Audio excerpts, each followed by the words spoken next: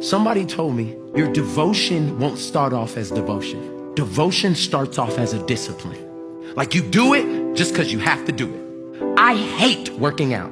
But what happens is when I make a plan to go work out, it's a discipline. I'm there. I'm gonna do it. It doesn't matter. But after a while of doing the discipline turns into a desire.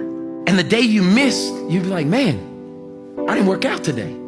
I need to go work out today. What you have to know is that spending time with God in prayer, spending time with Him in worship, it may start out as a discipline. I'm gonna set this 24 minutes every day, or this 30 minutes, or this 10 minutes, wherever you need to start. What begins to happen is it turns into a desire. And just like when you get a good drink, like one that you gulp it, you don't wanna stop because it's quenching something on the inside.